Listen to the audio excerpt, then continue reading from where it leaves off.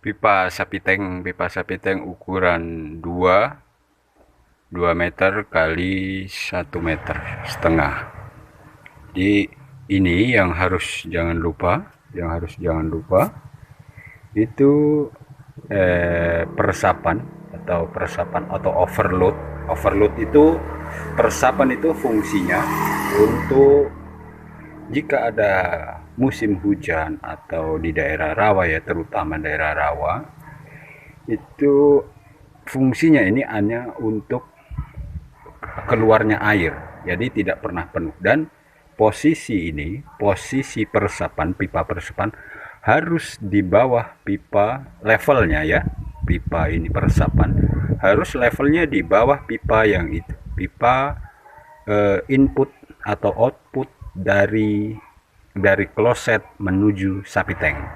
Level peresapan, pipa peresapan harus di bawah itu, di bawah pipa output atau inputnya, pipa input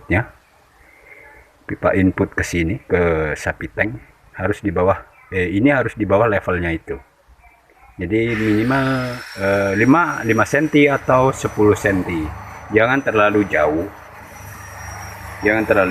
Dikarenakan kalau terlalu jauh biasanya yang terjadi dia air yang luber kemari, jadi kotorannya itu tergenang menyangkut di sini di peresapan.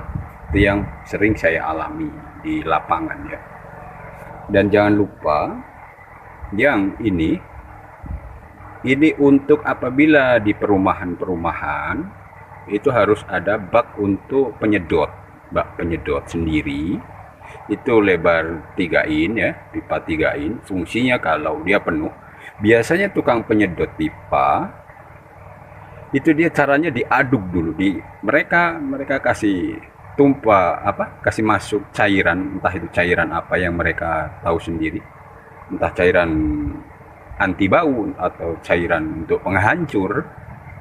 Jadi mereka masukkan dulu, terus mereka aduk putar, setelah itu baru mereka sedot. Jadi ukuran pipa penyedot ini harus 3 in. Biasanya mereka memakai pipa yang spiral, itu ukuran 2,5 biasanya yang di lapangan. Jadi pipanya harus lebih besar, pipa untuk penyedot harus lebih besar dari pipa penyedotnya tukang sedot WC, tukang sedot sapi tank. Dan nanti ini harus ada satu lagi untuk entah di pojok sini atau pojok sini, terserah mau ditaruh atau ditempatkan di sebelah mana. Fungsinya untuk pipa angin. Jadi ini bisa nanti setelah pengecoran kita potong lagi, terus kita belikan penutup atau kita sebut dopnya ya. Kalau biasa saya sebut itu dop untuk penutup pipa untuk pembuangan.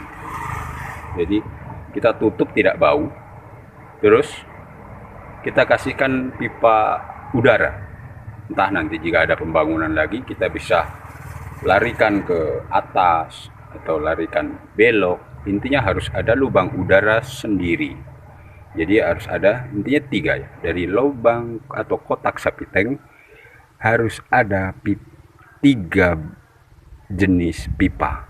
1 pipa untuk peresapan, 2 pipa untuk penghisap atau pembuangan kotoran, yang 3 untuk pipa angin, pipa udara. Jadi kalau tanpa pipa udara kan biasanya dia terjadi di dalam kloset itu trouble, ada angin yang kembali, itu karena tidak ada pipa angin. Jadi dia airnya kembali, anginnya itu kembali ke kloset yang biasa terjadi. Jadi harus ada 3 pipa. Begitulah kira-kira. Cukup sekian. Nah, ini seperti ini jadinya. Jadi ya betul. Oke, jadi ada pipa peresapan, ada pipa untuk pengurasan. Ini 3 in. Pipa peresapannya kecil, ini 2 in saja. Ini pipa peresapan ini 2 in, dan kita garis-garis ya. Ini harus digaris-garis. Ini bisa ditutup di ujungnya, ini diberikan dop dop penutup seperti ini bisa ditutup, atau tapi jangan dilem. Kalau seumpama ada perubahan, ada arah di jalur, perubahan jalur bisa dibuka.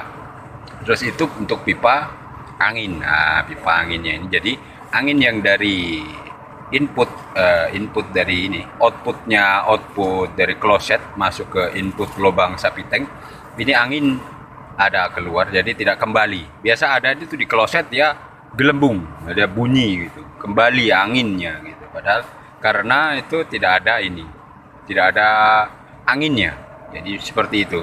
Kalau ada tanda gelembung di kloset, jadi pipa pengurasan ada, pipa angin udara ada, dan pipa peresapan ada. Nah, ini yang betul seperti ini.